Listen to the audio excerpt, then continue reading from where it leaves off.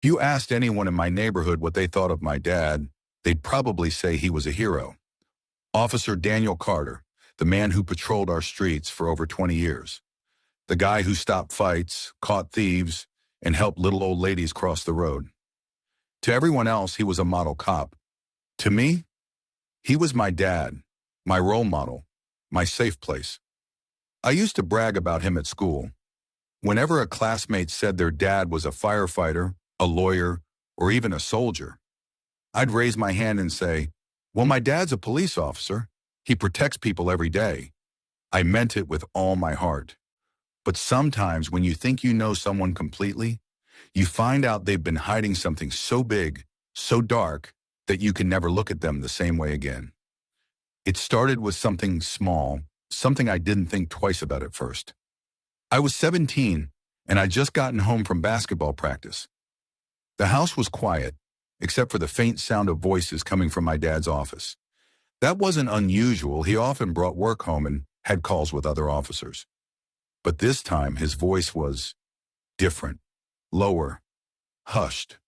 I froze outside the door, one hand on the doorknob, listening. "Don't worry," he was saying. "I'll make sure the report disappears. But you owe me, understand? This kind of favor isn't free." My stomach flipped.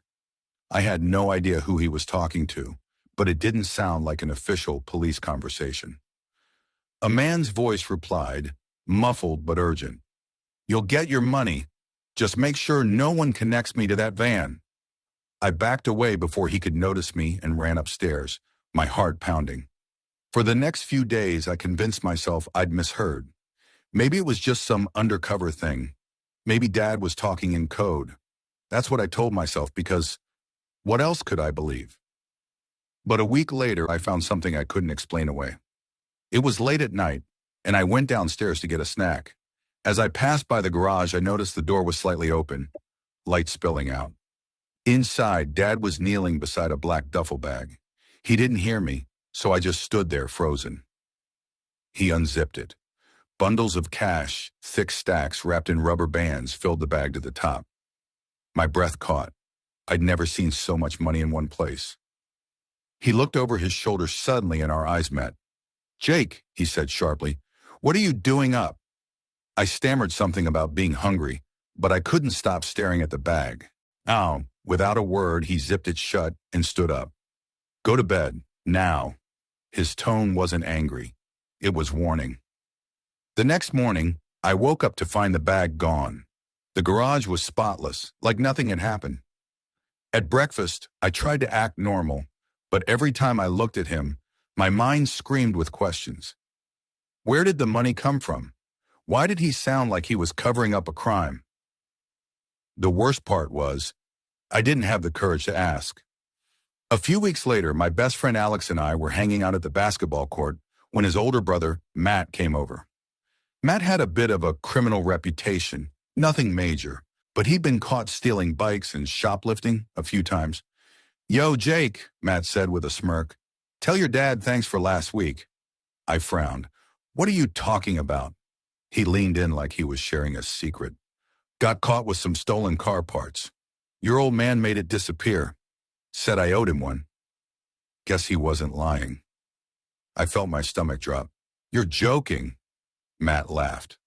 "Believe what you want, man. Just know your dad's not as squeaky clean as you think." That night I confronted Dad. Sort of. We were in the living room and I blurted, "Do you ever help people get away with crimes?" He froze, mid-sip of coffee. His eyes locked on mine. "What makes you ask that?" I shrugged, pretending it was just curiosity. "I just heard something." He set the mug down slowly. "Jake, being a cop isn't always black and white. Sometimes you have to make deals to get bigger criminals. That's how the real world works." It sounded like an excuse, but he said it with such confidence that I almost believed him. Almost. Everything came crashing down a month later. It was a rainy Thursday night, and I was supposed to be asleep, but I heard a loud thud outside my window, followed by footsteps. Curious, I grabbed my hoodie and crept downstairs. Through the kitchen window, I saw two men unloading boxes from a van and carrying them into our garage. One of them was my dad. And I slipped outside and hid behind the bushes, my heart pounding. The other guy handed Dad a box, and I caught a glimpse of the label. Firearms. Not police property. No markings, just plain cardboard. That's when I heard the other man say, "We'll split the profit 50-50. No one's gonna trace these guns back to us." My knees went weak. My dad, the man who taught me about honesty, about doing the right thing, was smuggling illegal weapons. I didn't sleep at all that night. I kept replaying it in my head, wondering if I should tell someone. But who? The police? He was the police. The next day, at school, I was a mess. I couldn't focus, couldn't eat. Alex noticed right away. "What's wrong?" he asked during lunch. I almost told him everything, but before I could answer, a voice came over the school intercom. "Jake Carter, please come to the principal's office immediately." When I walked in, my stomach dropped even further. 2 uniformed officers were standing by the principal's desk. One of them, a tall, stone-faced guy, said, "Jake, we need to ask you some questions about your father." The room felt like it was spinning. My worst fear was happening. The next morning, I woke up to a house that felt empty. Dad wasn't in the kitchen making his usual strong coffee. Mom was sitting at the table, staring into her cup, her hands trembling. "Where's Dad?" I asked. She didn't look up. "He left early, said he had business to handle." Business. That word twisted in my stomach. Ever since last night, I couldn't stop replaying what I'd seen him giving that bag to the man in the alley, the handshake, the low conversation. I thought about telling Mom right then and there, but something stopped me. If I was wrong, I'd ruin everything. If I was right, then my dad, the man I'd always looked up to, was living a double life. School was a blur. My best friend Tyler noticed something was off. "You're quiet. What's going on?" I hesitated. "You ever think your parents might not be who you think they are?" He laughed. "Dude, my mom hides chocolate from me. That's the biggest betrayal I've dealt with."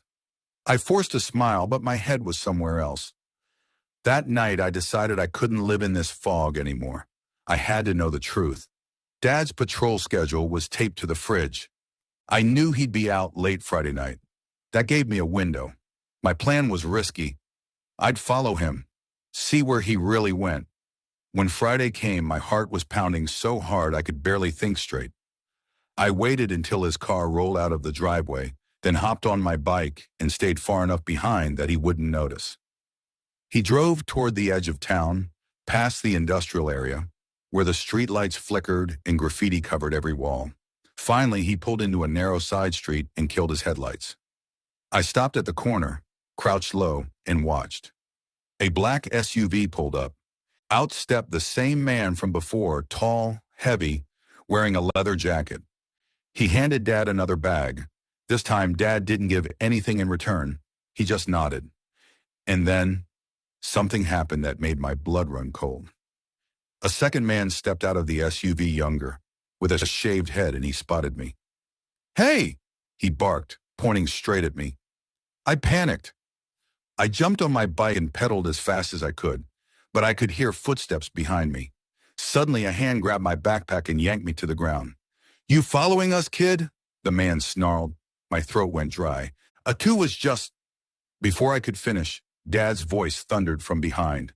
"Let him go." The man froze, then looked at Dad. "This yours?" Dad's jaw tightened.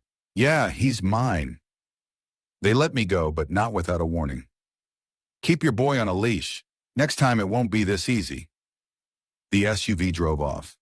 Dad didn't look at me. He just said, "Get in the car." The ride home was silent, except for the hum of the engine. My mind was screaming questions, but my mouth wouldn't work.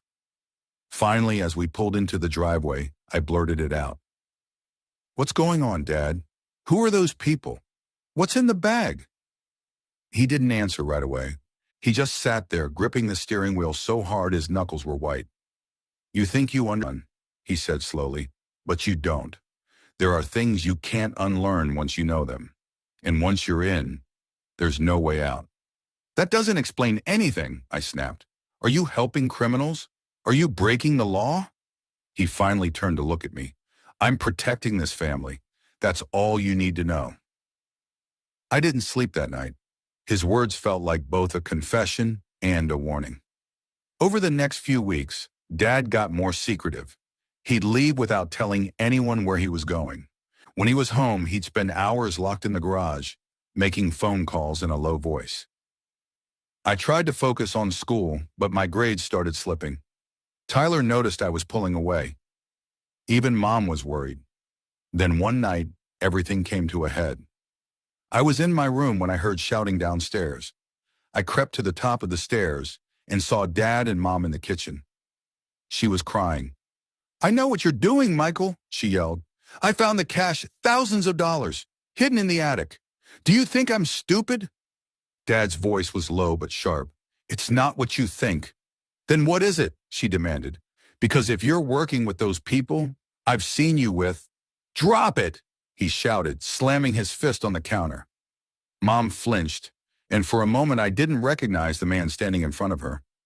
The next day I made a decision that terrified me.